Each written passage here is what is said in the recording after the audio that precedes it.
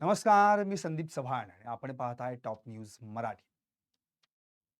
पद गेलं तरी रुबाब तोच. कुणाबद्दल बोलतोय? अर्थातच धनंजय मुंडे. धनंजय मुंडे यांच्या मंत्रालयाच्या दालनातील त्यांच्या नावाची पाटी आजही जैसे थे आहे. धनंजय मुंडे यांनी 56 दिवसांपूर्वी राजीनामा दिला होता. तरी देखील त्यांच्या मंत्रिपदाची, त्यांच्या नावाची पाटी त्यांच्या दालनातून अजून काही कोरी झालेली नाही. त्यांचं दालनही जैसे थे आहे आणि त्यांची पाटी देखील जैसे थे आहे. अन्न, नागरी पुरवठा आणि संरक्षण मंत्री म्हणून त्यांना जी मंत्रिपदाची वर्णी लागली होती, त्याची पाटी आजही कायम आहे. त्यामुळं माझं लाईव्ह याच विषयावर आहे. पद गेलं तरी रुबाब तोच. मंत्रालयातील पाटी जैसे थे. सामाजिक कार्यकर्त्या अंजली दमानिया यांनी आज त्यांच्या एक्सवर एक पोस्ट केली. ही जी पोस्ट केली त्यामध्ये त्यांनी एक व्हिडिओ पोस्ट केला आणि एक फोटो देखील पोस्ट केला. आता यामध्ये त्यांनी जे पोस्ट केलेला व्हिडिओ आहे त्यामध्ये धनंजय मुंडे यांच्या दालनाचा व्हिडिओ केला. त्या दालनाबाहेर एक पाटी आहे. अर्थातच ती धनंजय मुंडे यांच्या नावानीच आहे. त्यांना जे पद मिळालं होतं, अन्न, नागरी पुरवठा व ग्राहक संरक्षण, हे पद त्यांच्या नावानिशी ती पाटी आजही त्या ठिकाणी कायम आहे. त्यामुळं मुळातच पुन्हा एकदा धनंजय मुंडे या दालनात मंत्रीपदी विराजमान होणार का? धनंजय मुंडे पुन्हा एकदा मी पुन्हा येईन असं देवेंद्र फडणवीसांसारखं बोलून त्या खुर्चीवर बसणार का? अशी चर्चा आता महाराष्ट्रात रंगू लागली. एरवी काय असतं, एरवी एखाद्या मंत्र्यानं राजीनामा दिला की तात्काळ त्याचं दालन रिकामं होतं, त्याच्या दालनाबाहेरची त्याची पाटी देखील कोरी होते. पण इथं 56 दिवस झाले तरी मंत्री महोदय म्हणून ज्यांनी 79 दिवस कार्यभार केला, त्यांच्या नावाची, त्यांच्या मंत्रिपदाची पाटी आजही कायम आहे. त्यामुळे अंजली दमानिया यांनी प्रश्न केलाय की अजूनही मंत्रालयात मुंडेंच्या नावाचं कार्यालय कशासाठी आणि मंत्री म्हणून पाटी कशासाठी? त्यांनी राजीनामा पण दिला, तो स्वीकारला पण गेला. मग कार्यालय का ठेवण्यात आलंय आणि कार्यालयाबाहेरची त्यांची पाटी का ठेवण्यात आली आहे? खरं तर आपल्याला आठवत असेल, संतोष देशमुख हत्या प्रकरण घडलं 9 डिसेंबरला. धनंजय मुंडेंची मंत्रिपदी वर्णी लागली 15 डिसेंबरला. एकतर संतोष देशमुखांची हत्या झाल्यानंतर धनंजय मुंडेंना मंत्रिमंडळात स्थान देता कामा नये अशी मागणी उपमुख्यमंत्री अजित पवार यांच्याकडे मस्साजोगकरांनी प्रत्यक्षपणे केली होती. अख्खा महाराष्ट्र धनंजय मुंडे यांना मंत्रिमंडळात स्थान देऊ नये यासाठी आंदोलन आणि आक्रोश करत होता. पण अवघ्या 6 दिवसांनी धनंजय मुंडे यांच्या नावापुढे मंत्री पदाची वर्णी लागलीच. अन्न, नागरी पुरवठा आणि ग्राहक संरक्षण या पदाची. याआधी कृषी मंत्री राहिलेले धनंजय मुंडे, पालकमंत्री राहिलेले धनंजय मुंडे यांच्यावर या प्रकरणामुळं म्हणजे संतोष देशमुख हत्या प्रकरणामुळं आपल्याला मिळालेलं मंत्रीपद त्याच्यावर पाणी सोडावं लागलं. 15 डिसेंबरला मंत्रीपद मिळालं. नंतर 79 दिवसांनी म्हणजे 4 मार्च रोजी त्यांना मंत्रिपदाचा राजीनामा द्यावा लागला. द्यावा लागा कुठला? तो घेण्यात आला. खरं तर या 79 दिवसात संतोष देशमुख हत्या प्रकरणासंदर्भामध्ये संपूर्ण महाराष्ट्रभर पब्लिक आउटक्राय झाला. कारण धनंजय मुंडे यांचे निकटवर्तीय, जवळचे, अत्यंत जवळीक असलेले वाल्मिक कराड याचं नाव या प्रकरणात आलं आणि तेव्हापासून धनंजय मुंडे यांना मंत्रिमंडळात घेऊ नका असं संपूर्ण महाराष्ट्रभर वारं घुमू लागलं. पण तरी देखील ना उपमुख्यमंत्र्यांनी ऐकलं ना मुख्यमंत्र्यांनी ऐकलं. धनंजय मुंडे यांना 15 डिसेंबर रोजी मंत्रिमंडळात घेतलं गेलंच. त्यानंतर पुन्हा एकदा जन आक्रोश उफाळून आला की ज्याचा निकटवर्तीय संतोष देशमुख हत्या प्रकरणात आहे त्या धनंजय मुंडेंना मंत्रिमंडळात का घेतलं गेलं. आता एवढं सगळं घडून देखील 79 दिवस वाल्मिक कराड, त्याचे चेले चपाटे, मग यांना अटक व्हायला सुरुवात झाली. त्यानंतर चार्जशीट दाखल झालं. आता एवढं सगळं घडलंय, पण 79 दिवस जोपर्यंत पूर्ण होत नव्हते तोपर्यंत धनंजय मुंडे हे मंत्रिपदावर कायम होते. त्या दरम्यान सगळ्यांना अटक होऊन गेली. एक कृष्ण आंधळे सोडल्यास त्याला अजूनही अटक झालेली नाही. आणि अर्थसंकल्पीय अधिवेशन 3 मार्च रोजी लागलं. आता विधिमंडळाचं अर्थसंकल्पीय अधिवेशन, इकडे बाहेर सगळा संतोष देशमुख हत्या प्रकरणाचा आक्रोश, त्या दरम्यान बाहेर आले ते त्यांचे निर्घृण हत्येचे फोटो आणि व्हिडिओ. 3 मार्चला महाराष्ट्रातल्या प्रत्येक सोशल मीडियावर, नवे नवे घरातल्या प्रत्येक मोबाईलवर संतोष देशमुख यांच्या क्रूर हत्येचे, निर्घृण हत्येचे फोटो आले. आणि मग मात्र मुख्यमंत्र्यांनीच धनंजय मुंडे यांना राजीनामा देण्यास सांगितलं. 4 मार्चला धनंजय मुंडे यांनी आपल्या पीए मार्फत हा राजीनामा सादर केला. आता राजीनामा सादर केला त्यातलं कारण वेगळंच होतं. संतोष देशमुख यांच्या हत्या प्रकरणाचे फोटो बघून मन व्यथित झालंय असं जरी म्हटलं असलं तरी देखील आजारपणाच्या कारणानं, प्रकृती अस्वास्थ्याच्या कारणास्तव आपण राजीनामा देत आहोत असं त्यामध्ये त्यांनी म्हटलं. यामध्ये कुठेही नैतिकता हा शब्द त्यांनी वापरला नव्हता. इव्हन राष्ट्रवादी अजित पवार पक्षानं जे पत्रक जाहीर केलं त्यामध्ये मात्र नैतिकता हा शब्द एकदा नाही, दोनदा नाही, 3दा वापरला.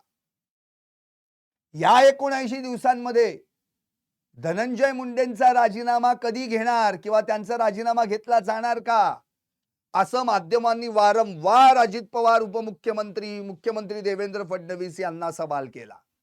पण त्यावेळी पत्रकारांनाच उडवाउडवीची उत्तरं देऊन, पत्रकारांनाच अरे बाबा चौकशीतच नाव नाही आलं तर कुठून चौकशी करायची, नाव तर येऊ दे मग बघू असं बोलून टाळण्यात आलं. इव्हन नंतर अजितदादांनी मी तर नैतिकतेच्या माध्यमातून राजीनामा दिला होता असं एकदा म्हणूनही जाहीर केलं. जणू काही तो धनंजय मुंडे यांना इशाराच दिला. तिकडे मुख्यमंत्र्यांना विचारल्यानंतर मुख्यमंत्री मात्र अजित पवारांची जी भूमिका ती अधिकृत भूमिका असं म्हणून त्यांनी हात वर केला. शेवटी एका मुलाखतीत मुख्यमंत्री देवेंद्र फडणवीस यांनी स्पष्टपणे म्हटलं की आम्ही राजीनामा का घेतला त्याचं कारण पुढे केलं. आणि कारण होतं धनंजय मुंडे यांचा वाल्मिक कराड हा राईट हँड होता आणि इतके वर्ष तो त्यांचं राजकारण सांभाळत होता म्हणून आम्ही त्याचा राजीनामा घेतला. आता या 79 दिवसांमध्ये धनंजय मुंडे यांचा राईट हँड वाल्मिक कराड आहे आणि त्यांचं राजकारण सगळं हा वाल्मिक कराडच सांभाळतोय असं पब्लिक 80 दिवस बोंबलत होती. बोंबलून बोंबलून थकली. पण तेव्हा मात्र यांना असं वाटलं नाही. यांनी त्या संदर्भात ढुंकून सुद्धा पाहिलं नाही. मग एवढे दिवस पब्लिक सांगत होती ती काय वेडी होती का?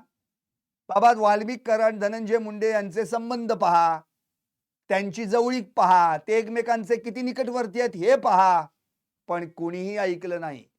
आणि जेव्हा पब्लिक आउटक्राय झाला, प्रेशर वाढलं जनतेचं, संतोष देशमुख हत्या प्रकरणाचे निर्गुण फोटो बाहेर आले, तेव्हा यांना जाग आली आणि यांनी मग धनंजय मुंडे यांचा राजीनामा घेतला अर्थसंकल्पीय अधिवेशनाचा दुसऱ्या दिवशी.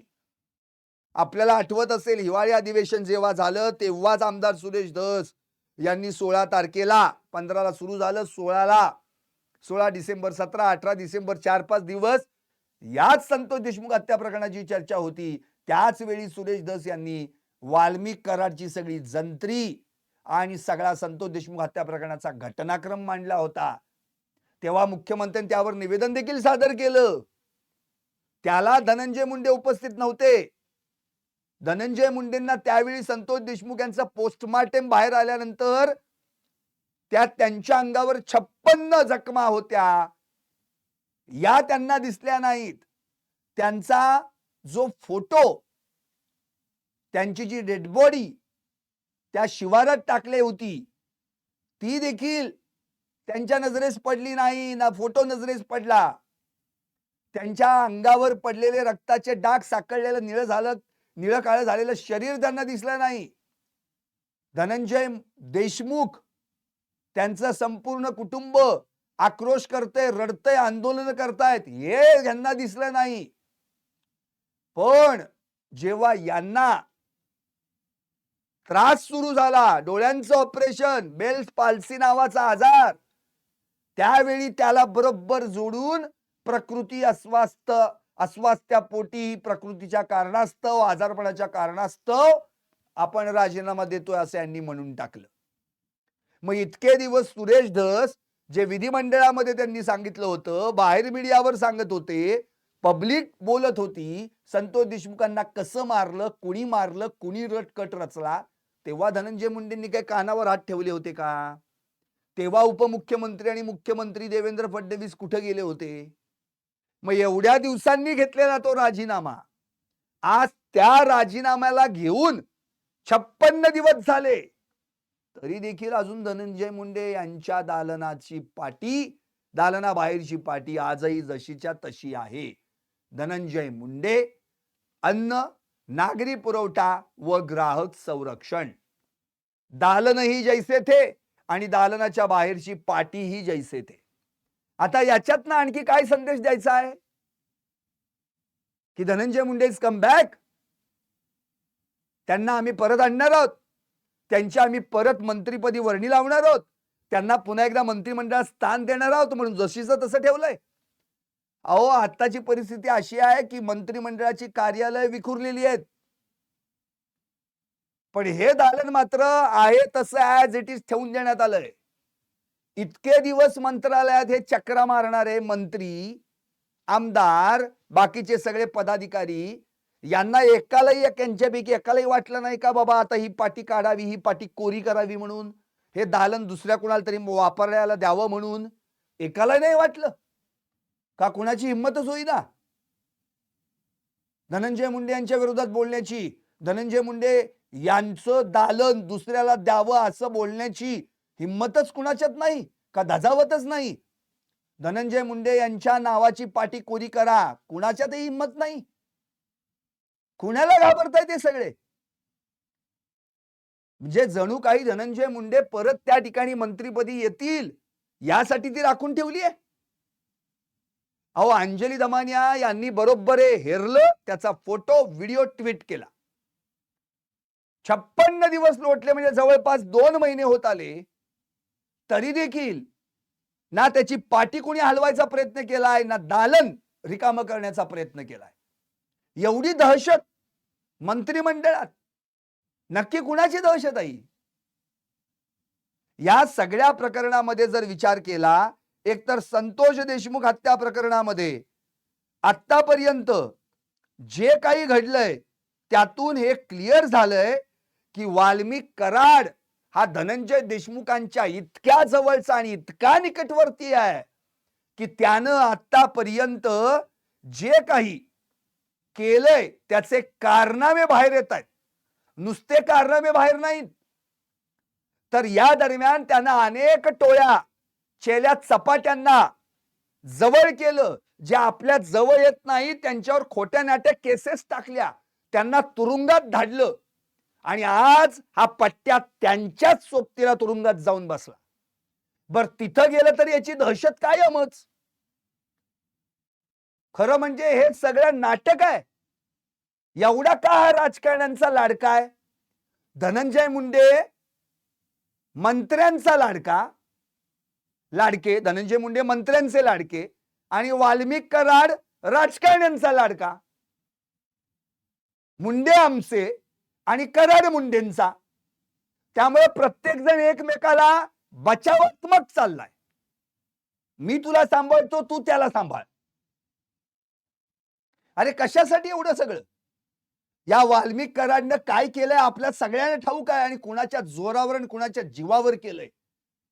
राजकीय वरदहस्त मिळवणाऱ्या या वाल्मिक कराडनं गेली 20 वर्ष या बीड जिल्ह्यात अक्षरशः सर्वसामान्यांचं रक्त प्यायलंय त्यांनी. जमिनी लाटणं, प्रॉपर्टी लुबाडणं, आडवा येईल त्याला आडवं करणं, खंडणी मागणं, दमदाटी करणं, शिवीगाळ करणं, हातपाय मोडणं, खून करणं, खुनाचे प्रयत्न करणं, एवढं करूनही नामा निराळा राहणं आणि राजकीय पद सांभाळणं. आधी धनंजय मुंडेंच्या वेगवेगळ्या कंपन्यांमध्ये संचालक, त्याच्या आधी परळीतल्या एका वॉर्डचा नगरसेवक, नंतर उपनगराध्यक्ष, नंतर प्रभारी नगराध्यक्ष, मग त्यांच्याच खात्यातील कृषी खात्यातील एका तज्ञ समितीवर हा तज्ञ आणि हाईट म्हणजे मुख्यमंत्री लाडक्या बहीण योजनेचा परळीचा तालुकाध्यक्ष. आता एवढी पद भोगणारा हा वाल्मिक कराड कुणाच्या जीवावर उड्या मारत होता हे मी वेगळं सांगायची गरज आहे का? अहो, ज्यांचा राजीनामा होऊन 56 दिवस झाले त्यांची पार्टी तुम्हाला मंत्रालयात हलवता येत नाही, एवढी त्यांची मंत्रालयात दहशत असेल, तर या धनंजय मुंडेंच्या जीवावर उड्या मारणाऱ्या या वाल्मिक कराडची परळीमध्ये आणि बीड जिल्ह्यात किती दहशत असेल. थोडक्यात यांचं साठलोट होतं. तुम्ही मंत्रिमंडळ सांभाळा, मी बीड सांभाळतो. आठवतंय ना एक व्हायरल झालेला कॉल, मी बीड जिल्ह्याचा बाप आहे म्हणून? याच वाल्मिक कराडनं संतोष देशमुख यांच्या हत्येचा कट रचला, विष्णू चाटे आणि बाकीच्या चेल्या चपाट्यांना सोबत घेऊन. आणि एवढं करून हा पट्ट्या 22 दिवसांनी शरण आलाय. मग 22 दिवस त्याचा आणि त्याच्या हक्काचा म्हणजे धनंजय मुंडेंचा काहीच संपर्क झाला नसेल.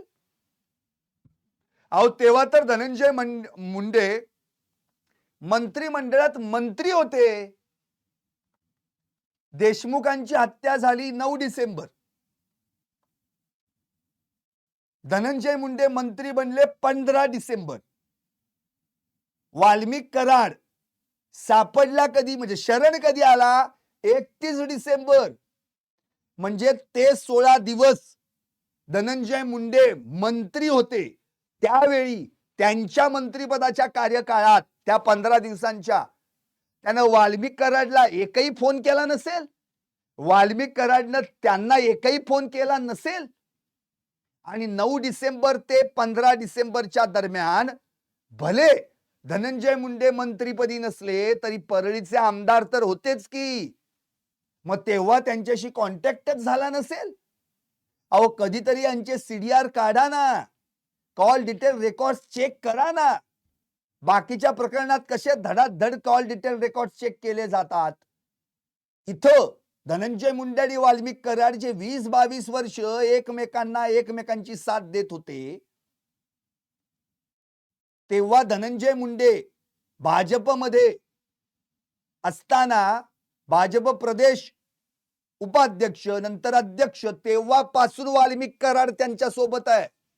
इव्हन त्यांच्या पहिल्या भाजयुमोच्या शाखेची स्थापना करताना सुद्धा वाल्मिक कराड होता, त्याचं नियोजनच त्यांनी केलं. नंतर धनंजय मुंडे राष्ट्रवादीत गेल्यानंतर वाल्मिक कराडनं त्यांचे जेवढे कार्यक्रम असतील ते सगळे इव्हेंट मॅनेजर म्हणून सांभाळलेले आहेत आणि त्या कार्यक्रमांना सगळ्या राष्ट्रवादीच्या नेत्यांनी हजेरी लावलेली आहे. काही काळापूर्वी तर जयंत पाटलांचं भाषण माहिती आहे, हा माणूस आम्हाला द्या म्हणून, म्हणजे वाल्मिक कराड. इथपर्यंत नेते त्यांच्यावर, त्या वाल्मिक कराडावर खुश होते, त्याच्या नियोजनावर खुश होते. कुणासोबत कराडचा फोटो नाही मला सांगा? सगळ्यांसोबत फोटो आहे. प्रत्येक नेत्यासोबत वाल्मिक कराडचा फोटो आहे. म्हणजे वाल्मिक कराड, त्याची दहशत, त्याची कृत्य कुणालाच माहित नव्हती. अहो सगळ्यांना माहित होती, फक्त पांघरून घातलं गेलं होतं. धनंजय मुंडे आणि वाल्मिक कराड हे बीड मधलं एक समीकरण बनलं होतं. याला काढावा आणि त्याला दडवावा अशी परिस्थिती होती. एकाच नाण्याच्या दोन बाजू. वाल्मिक कराडला धनंजय मुंडेंनी हात दिला, धनंजय मुंडेंनी वाल्मिक कराडला हात दिला आणि दोघांनी एकमेकाचा आलेख चढता नेला. मी राजकारणात जसा जसा वर जाईन तसा तुलाही वर वर काढत जाईन, असं एकमेकांना वर काढता काढता काढता याच वाल्मिक कराडनं धनंजय मुंडेंना डायरेक्ट खाली आणला. कृषी मंत्री, पालकमंत्री, अन्न नागरी पुरवठा व ग्राहक संरक्षण मंत्री पर्यंत धनंजय मुंडे पोहोचले. सापशिडीचा खेळ आठवतोय ना? 19 इथं जिना असतो, शिडी शिडी 19 आकड्यावर, तिथून चढते शिडी ती डायरेक्ट 98 ला. धनंजय मुंडे तसेच चढले 19 ते 98 आणि बरोबर 99 ला वाल्मिक कराडच्या कृष्ण कृत्यांनी धनंजय मुंडेंना गिळलं आणि 19 वरून डायरेक्ट 11 वर काहीच शिल्लक ठेवलं नाही. कुणामुळे घडलंय?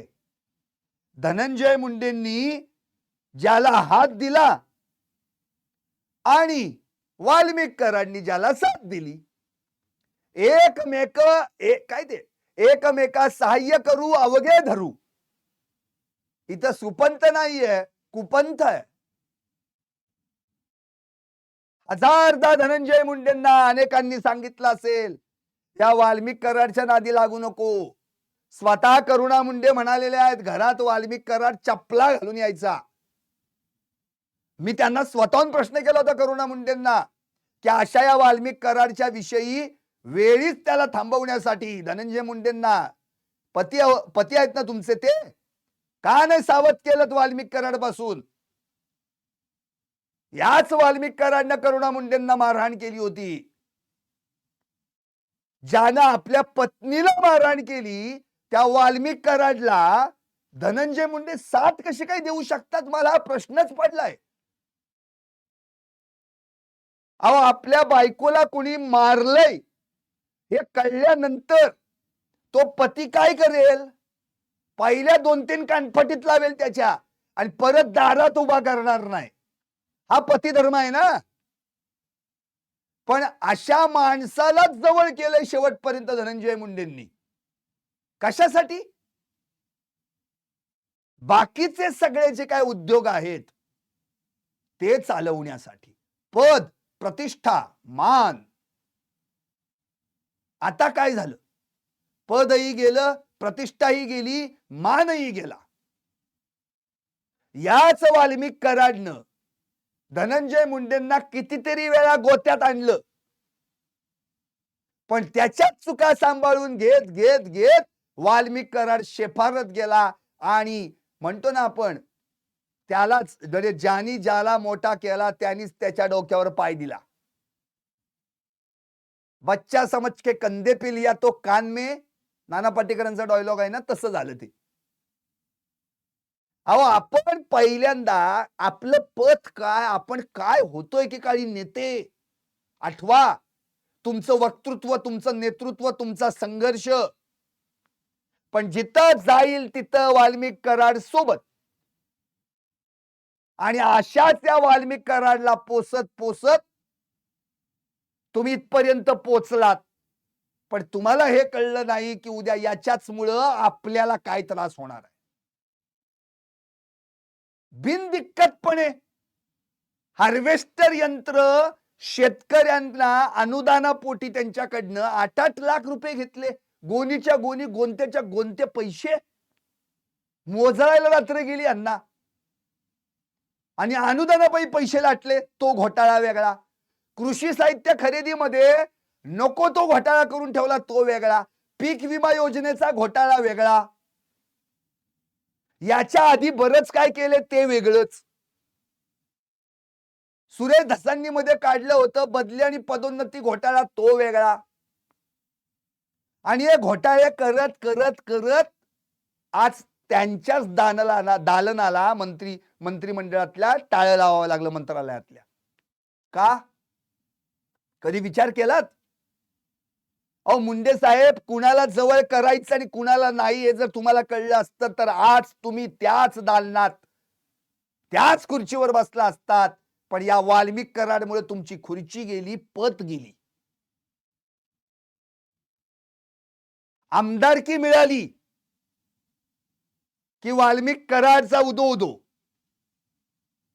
असं करत करत करत वाल्मिक कराडला सोबत घेतलीत. 20 नोव्हेंबरला मतदान झालं. 23 नोव्हेंबरला निकाल लागला. 9 डिसेंबरला हत्या झाली. आता 20 नोव्हेंबरला मतदान झालं त्यावेळी वाल्मिक कराड तुमच्यासाठी ऍक्टिव्ह होता का नव्हता? होता.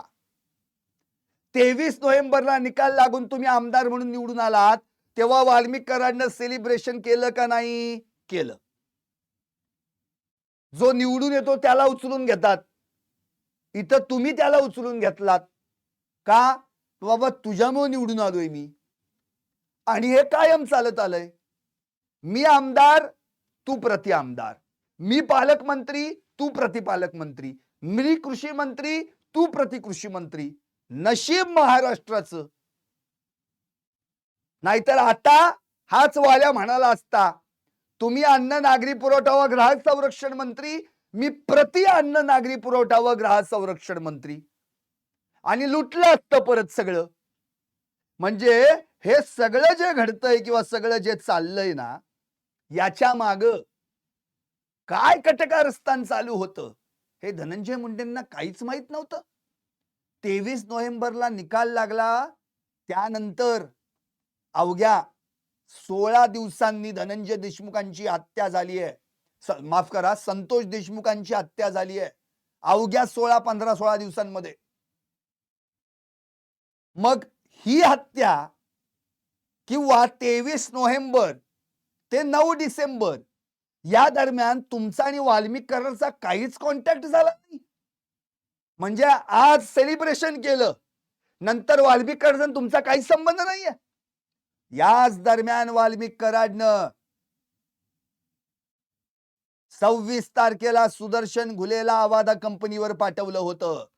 याच दरम्यान वाल्मिक कराडनं 29 तारखेला विष्णू चाटेच्या केज मधील कार्यालयात एकत्रित चेले चपाटे बोलून मीटिंग घेतली होती. याच 29 तारखेला वाल्मिक कराडनं विष्णू चाटेच्या मोबाईल वरून अवादा कंपनीच्या सुनील केंदू शिंदे या प्रोजेक्ट मॅनेजरला धमकी दिली होती. याच 29 नोव्हेंबरला अवादा कंपनीवर वाल्मिक कराडनं पुन्हा एकदा सुदर्शन घुलेला पाठवलं होतं.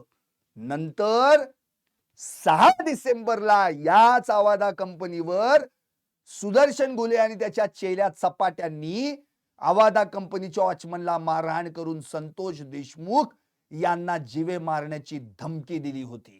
तेव्हा हा सुदर्शन घुले म्हणाला होता वॉचमनला, तुला माहितीये का मी वाल्मिक कराडचा माणूस आहे, वाल्मिक अण्णाचा माणूस आहे. आता एवढं सगळं घडलं होतं तेव्हा वाल्मिक कराड मुंबईत, धनंजय देशमुख मुंबईत, माफ करा, वाल्मिक कराड मुंबईत, धनंजय मुंडे मुंबईत आणि विष्णू चाटे पण मुंबईत. काय करत होतात तुम्ही? विष्णू चाटे 4 डिसेंबरला तुम्हाला भेटायला मुंबईत येतो. 5 डिसेंबरला वाल्मिक कराडला मुंबईत भेट घेतो.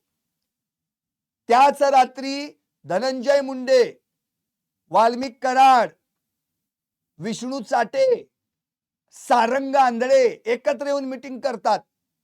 7 डिसेंबरला विष्णू चाटे पुण्यात येतो. 8 डिसेंबरला विष्णू चाटे केजला जातो आणि नांदूर फाट्यावरील हॉटेल तिरंगा धाब्यावर सुदर्शन गोले आणि त्याच्या चेल्या चपाट्यांसोबत संतोष देशमुख यांच्या हत्येचा कट शिजवतो. आणि 9 डिसेंबरला संतोष देशमुख यांची हत्या करत असताना, त्यांना हालहाल करून मारत असताना वाल्मिक कराड आणि विष्णू चाटे यांना हाच सुदर्शन गुले जयराम चाटेच्या मोबाईल वरून बघा बघा आम्ही काय करतोय हे दाखवतो. मग हा वाल्मिक कराड जो तुमच्या अत्यंत जवळचा आहे, निकटवर्ती आहे, त्याचा तुमच्याशी दिवसभरात कधीच कॉन्टॅक्ट होत नाही. म्हणजे 23 नोव्हेंबर नंतर तुमचा संबंधच संपला वाल्मिक कराडशी. आतापर्यंत तुम्ही आणि वाल्मिक कराड 23 नोव्हेंबर नंतर एकदा पण बोलला नाहीत. अहो 15 डिसेंबर नंतर, म्हणजे ज्या दिवशी तुम्ही मंत्री झालात त्याच्या नंतर या प्रकरणात विष्णू चाटेला अवघ्या 3 दिवसांनी अटक करण्यात आली. 18 तारखेला, 18 डिसेंबरला.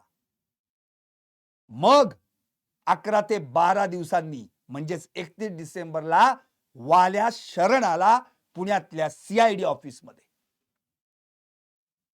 का शरण यावं लागलं त्याला पुण्याच्या CID ऑफिसमध्ये? पोलीस पकडू शकले असते की. पोलिसांपर्यंत तो पोहोचला नाही. पोलीस त्याच्यापर्यंत पोहोचले नाहीत, पोलिसांपर्यंत तो पोहोचला. बरं, पोहोचण्यापूर्वी त्याने एक संदेश पण पोहोचवला 31 डिसेंबरला. आठवतंय काय? 12-12:30च्या दरम्यान CID ऑफिसला शरण जाण्यापूर्वी या वाल्मिक कराडनं एक संदेश सगळ्या सोशल मीडियावर आणि प्रसार माध्यमांवरून व्हायरल केला की या खंडणी प्रकरणाशी माझा काही एक संबंध नाही आणि संतोष देशमुख यांच्या हत्या प्रकरणात मला राजकीय द्वेषापोटी गोवलं जात आहे. संतोष भैया यांच्या मारेकऱ्यांना शिक्षा व्हावी, यात जर मी दोषी असेल तर मी देखील शिक्षा भोगायला तयार आहे, हे वाक्य वाल्मिक कराडचं होतं. बॉम्बला त्यांनी तर वाक्य असं काहीतरी त्याला वाचूनच दाखवलेलं आहे, वाचूनच म्हटलंय, तो स्वतःहून बोललाच नाही. ते त्याला कोणते लिहून दिलंय आणि तो सांगतोय. कारण की नजर खालीच, संपल्यानंतर नजर वर. मग हे वाल्मिक कराडला कुणी लिहून दिलं? वाल्मिक कराडनं काय बोलायचंय, त्याच्या तोंडातनं काय वधवून घ्यायचंय हे कुणी सांगितलं? हा वाल्मिक कराड इतका काय साहित्यात चांगला लेखक की ज्याने ही वाक्य लिहिलीत? त्याला कुणी ड्राफ्टिंग केलं? त्याला कुणी डिक्टेट केलं? त्याला कुणी स्क्रिप्ट दिली? या प्रश्नांची उत्तर कुठे आहेत? आणि हा संतोष भैया शब्द वापरतो. त्याच्यावर मी मागे व्हिडिओ केला होता, लाईव्ह व्हिडिओ केला होता, अख्ख्या महाराष्ट्रात तो पाहिला होता. संतोष भैया, अरे 9 डिसेंबरला ज्याच्या हत्येचा कट शिजून ज्यांना हालहाल करून मारलं, ज्यांचा जीव घेतला, त्या संतोष देशमुखांना तू 22 दिवसांनी संतोष भैया असा शब्द बोलतो? अरे लायकी आहे का वाले तुझी?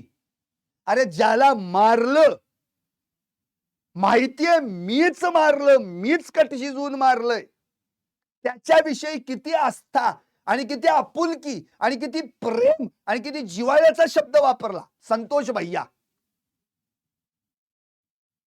म्हणजे एखाद्याला मारायचं, जमिनीत गाडायचं, त्याच्यावरच स्कॉट टाकून बसायचं आणि 4 माणसं शोधायला आली की अमुक तमुक माणूस तुम्ही बघितलाय का, तर म्हणायचं तमुक तमुक दिशेने गेलाय म्हणून. अरे ही कुठली पद्धत आहे रे? अरे झोपा कशा लागल्या तुम्हाला?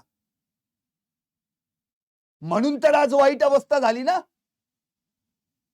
घाम फुटतोय, अस्वस्थ होतय, छातीत दुखतय, शुगर वाढली आहे. मग सिटी स्कॅन करा, ब्लड टेस्ट करा, मग रुग्णालयात दाखल करा, मग ट्रीटमेंट द्या. अरे लाडकायस का राजकारण्यांचा? एकदा नाही दोनदा नेला तुला बीड जिल्हा रुग्णालयात. काय तूच एकटा नाग्या टिकायस? काय झालं की आपलं नेला बीड जिल्हा रुग्णालयात, काय झालं की नेला बीड जिल्हा रुग्णालयात. आणि काय प्रेम उतू चाललंय जेल प्रशासनाचं बीडच्या, काही कळना. VVIP treatment, separate phone, separate coat, separate बाहेरचं जेवण. त्याला कोणतरी चापटी हाणल्या म्हणून त्यांनाच जेलमधनं बाहेर काढलं, पण तुला बीडमध्येच ठेवणार. काय सेवा चालवली काय बीडच्या जेलमध्ये? एकाच दिवशी 2 जण निलंबित, एक महिला पोलीस शिपाई आणि एक वरिष्ठ तुरुंग अधिकारी. कधी नाही घडलं ते घडलं एकाच दिवशी. मग या 3 महिन्यात काय काय घडलं असेल? धनंजय देशमुखांनी मागणीच केलेली आहे, बरोबर आहे त्यांचं. एकाच दिवशी 2 जण जर जेलमध्ये निलंबित होतात तर 3 महिने जेलमध्ये काय चाललं असेल? वाल्याचा 119वा दिवस आहे जेलमधला. असं काय करायचंय त्याला? अहो आता तर व्हिडिओ कॉन्फरन्सद्वारे कुठल्याही कोर्टात हजर करता येतं कुणालाही. कशाला ठेवलंय त्या जेलमध्ये? एवढं प्रेम उतू चाललंय? याचा अर्थ याच्या मागेही कुणाचा राजकीय वरदस्त आहे का? त्याला स्पेशल ट्रीटमेंट दिली जावी म्हणून, त्याला आपल्या जवळ ठेवावं म्हणून. चाललंय काय? म्हणजे मुळात प्रश्न हा उठतोय की एवढं सगळं जे काय चाललंय ना, या सगळ्या प्रकरणामध्ये वाल्मिक कराडला सेफ करणं, त्याला त्रास होता कामा. आरोप मुक्तीसाठीचा अर्ज दाखल केलाय वाल्मिक कराड, की लगेच त्याच्या पाठोपाठ त्याचा चेला विष्णू चाटे यानं देखील आरोप मुक्तीचा अर्ज दाखल केला आणि स्वतः जाऊन बसलाय तिकडे लातूरमध्ये. आता म्हणतो मला लातूरमधनं परत बीडमध्ये आणा. सहज चाललंय राव तुमचं. अरे एवढी राजकीय ताकद, एवढी पॉलिटिकल पॉवर तुमच्या मागे, आता ती असणार हे दिसतंय. आणखी ह्या वाल्मिक कराडचा राजकीय वरदस्त म्हणून किंवा वाल्मिक कराड यांचे निकटवर्ती आहे धनंजय मुंडे, त्यांची पाठी आहे तशीच आहे अजून. इतके दिवस झाले, 56 दिवस कशाला म्हणतात? 56 दिवसात त्यांच्या दालनाच्या दरम्यान त्या सगळ्या लॉन मध्ये कुणीच फिरलं नाही. त्या कॅम्पसमध्ये कुणीच गेलं नाही, कुणीच कुणाच्या निदर्शनास आली नाही ती पाठी. ते दालन अजूनही जैसे ते. म्हणजे नक्की तुम्हाला म्हणायचं काय, महाराष्ट्रात चर्चा सुरू व्हायला लागली की धनंजय मुंडेंना बहुतेक परत मंत्रिपदी घेणार म्हणून. अहो 79 दिवसांचा राजीनामा रडत खडत ढकलत कसा तरी घेतला आणि शेवटी कारण दिलं की राईट हँड, आणि शिवाय अनेक वर्ष राजकारण सांभाळलं म्हणून निकटवर्ती आहे, जवळचा आहे म्हणून आम्ही राजीनामा घेतला. मग इतके दिवस जनता येडी होती का सांगायला? हेच सांगत होती ना जनता, काय कुठल्या हिब्रू भाषेत सांगत होती? आपण काय करतोय, काय बोलतोय, काय कशाला ताळमेळच नाहीये. आमचं पद गेलं तरी आम्ही तिथंच, आमचा रुबाब कायम आहे. आमचं दालन पण तेच, आमची पाठी पण तिथंच. मग एवढी दहशत जर त्या मंत्रालयात यांची असू शकते, तर त्याच्या आकाची दहशत त्या बीडमध्ये किती होती याचे असंख्य कारनामे आम्ही ऐकले. आणि अजूनही, आता लाईव्ह करतोय मी, अजूनही त्या वाल्मिक कराडचे समर्थक अजूनही माध्यमांवर घसरतात, बरळतात, वाटेल त्या कमेंट्स करतात, वाटेल त्या कमेंट्स. वाल्मिक कराड यांचा मसियाच झालाय जणू. Walmik Karad is come back, तो परत येणार आहे. मी वाल्मिक कराड पुढचा तयार आहे व्हायला, त्याचे चेले चपाटे. अरे हा आदर्श कसा काय असू शकतो? ज्यांनी ज्यांनी याला जवळ केला त्याची अवस्था काय झाली बघा. जे आपल्या गँग मध्ये येत नाहीत त्यांच्यावर खोटे नाटे केसेस टाकायच्या, तुरुंगात पाठवीन, आणि गेला गुन्हा दाखल झाला की परत आपणच पोलीस स्टेशनला फोन करून सांगायचं असू द्या सोडून. मग आयुष्यभर वाल्मिक कराडच्या उपकाराच्या वजाखाली आणि वाल्मिक कराड म्हणाल तसं करत बसायचं. अरे पहिले चुकले ते धनंजय मुंडे, ज्यांना कळलं नाही की आपण कुणाला जवळ केलाय, पण प्रत्येक वेळी चुकीवर पांघरून घालत घालत घालत आज काय झालं, तुम्हालाच त्रास झाला. तुम्ही केवळ आज वाल्मिक कराड तुमचा निकटवर्ती आहे, जवळचा आहे, म्हणून स्वतःचं मंत्रीपद गमावून बसलात. काही नाही याच्या पलीकडे. इतके तुमच्यावर घोटाळ्याचे आरोप केले, सामाजिक कार्यकर्त्यांनी केले असतील, आमदारांनी केले असतील, एका सुद्धा घोटाळ्याची चौकशी नाही झाली. एका सुद्धा घोटाळ्याची चौकशी झाली नाही. इतकं वजन आहे, इतकी पॉवर आहे, इतकी दहशत आहे. पण एक प्रकरण, ज्या प्रकरणात कुणाचंच चाललं नाही, जिथं जनता येते, जिथं जनता मध्ये पडते, जिथं जनता आक्रोश करते, तिथं मात्र कुणाचंच काय चालत नाही.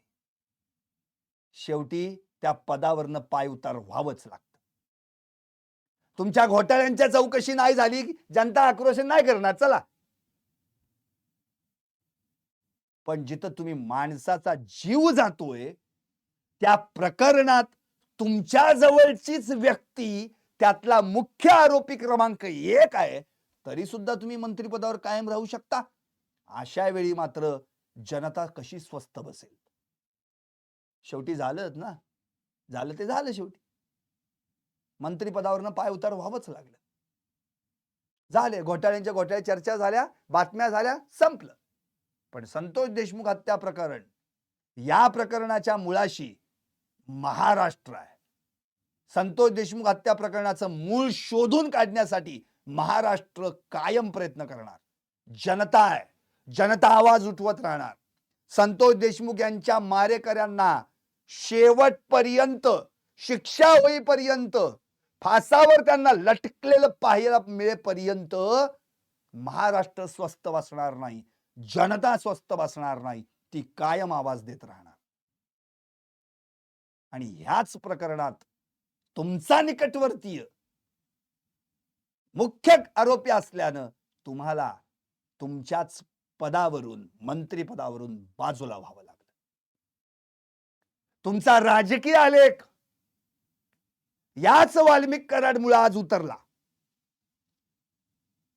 का नाही लक्षात घेते तुम्ही? आज जर तुम्हाला हे कळलं असतं की आपण या वाल्मिक कराडमुळे गोत्यात आलोय, हे फार लवकर कळायला पाहिजे होतं, पण आता उशीर झाला. तेव्हा मात्र तो जे करेल त्याच्यावर पांघरून टाकत गेलात तुम्ही. आणि आता आता मात्र इतकी वाईट अवस्था झाली की आज वाल्मिक कराड सुरुवातीला माझ्या जवळचा आहे, मी कुठं नाकारलंय असं म्हणायला गेलेले धनंजय मुंडे आज वाल्मिक कराड बद्दल चकार सुद्धा काढू शकत नाहीत. असो, वाल्मिक कराडचं पुराण किती गायचं, कंटाळा आला त्या वाल्मिक कराड बद्दल सांगून सांगून. पण आमचा धर्म आहे, आमचं काम आहे, पत्रकारितेचा धर्म हाच सांगतो, एकदा विषय लावून धरला की त्याचा फॉलोअप शेवटपर्यंत केला पाहिजे. तुम्ही कितीही शिव्या घाला, वाल्मिक कराडच्या लोकांनी कितीही शिव्या घालू देत, पण पत्रकारितेचा धर्म सोडणार नाही. जे चूक ते चूकच. या वाल्मिक कराडनं कितीतरी घर संसार उद्ध्वस्त केले. आज जी सगळी त्याच्या सोबत आत बसलीत ना, 1-2 सोडल्यास कुणाची लग्न झाली आहेत? त्या सुदर्शन गुलेला 2 वर्षाचं पोरग आहे. काय करायचं त्यांनी? आयुष्यभर ते पोरग जसं मोठं होत जाईल तसं विचारायला लागेल, बाप कुठे आहे, बाप कुठे आहे, वडील कुठे आहेत, पप्पा कुठे आहेत, बाबा कुठे आहेत. आणि बाहेरची लोक त्याला हेच उत्तर देतील, तुझा बाप कुठे आहे. हा प्रश्न करतील तेव्हा त्यांनी उत्तर काय द्यायचं? बाकीची सगळी ते जयराम चाटे, ते महेश केदार आणि ते प्रतीक गुले बिले, अहो इतर काय म्हणजे 100तलं पावशेर पण नाही जगलीत अजून, तरी आज जाऊन बसली. काय मिळालं? तुम्ही आत गेलात, पण आज तुमच्या आई वडिलांना, नातेवाईकांना घरातून बाहेर पडणं मुश्किल झालं. पोरग कुठं आहे तर काय सांगायचं? अहो किती पिढ्या बर्बाद झाल्या, किती संसार उजळवले या वाल्मिक कराड. तरी देखील अजून वाल्मिक कराडाचे चेले चपाटे आणि समर्थक रील काय, सोशल मीडियावर काय काय काय. अहो आता तरी सुधारायला हवं. आता तरी डोळे उघडायला पाहिजेत, की या वाल्मिक कराडच्या नादी लागून ज्या काही पिढ्यानपिढ्या संपल्या, जी पोरं वाम मार्गाला लागली, त्यात आपलं पोरगं तर येता कामा नये बाबा. यापुढं कानाला खडा. आपलं पोरगं कुठल्या टोळीच्या जवळ तर नाही ना, याची पहिल्यांदा काळजी घ्यायला पाहिजे. कॉलेजलाच जातोय ना, बघितलं पाहिजे. मोबाईलवर काय करतोय, रील कोणाचा ठेवतोय, का काय आणखी उद्योग कुठला घेतलाय जवळ, या सगळ्या गोष्टी आपण पण तपासल्या पाहिजेत एक सजग पालक म्हणून. असे वाल्या कराड फक्त बीडमध्ये नाहीत, सगळ्या महाराष्ट्रात आहेत. आज एक बाहेर आला, उद्या अनेक येतील.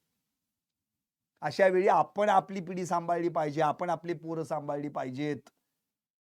यांच्या नादी लागून काही उपयोग नाही. म्हणून सगळ्यात महत्वाचा मुद्दा हाच, जेव्हा अशा पूर्णपणे उद्ध्वस्त करणाऱ्या या सगळ्या टोळ्यांच्या म्होरक्याला जेव्हा राजकीय वरदहस्त मिळतो ना, तेव्हा ही अशी पुढची अवस्था होते. एकमेकांना साथ देत गेले. राजकारण्यांची या गुंडांना साथ, गुंडांना पोलिसांची साथ आणि ह्या सगळ्या दरम्यान सर्वसामान्य जनता मात्र बर्बाद, हाल वाईट करून टाकले. आता तरी त्या बीडला सुखानं जगू द्यात. बीडकरांना मोकळा श्वास घेऊ द्यात. आता तरी भविष्यात बीडमध्ये असले वाल्या, हे सुदर्शन घुले-बिले घडणार नाहीत, याची काळजी बीडमधल्या राजकारण्यांनी घ्यावी एवढीच विनंती आहे. आणि हो, जाता जाता पाठी सगळ्या महाराष्ट्राने पाहिली आहे. मी तिथे पोस्टर पण दाखवलंय, अंजली दमानी यांचं ट्विट पण दाखवलंय आणि व्हिडिओ पण दाखवलाय.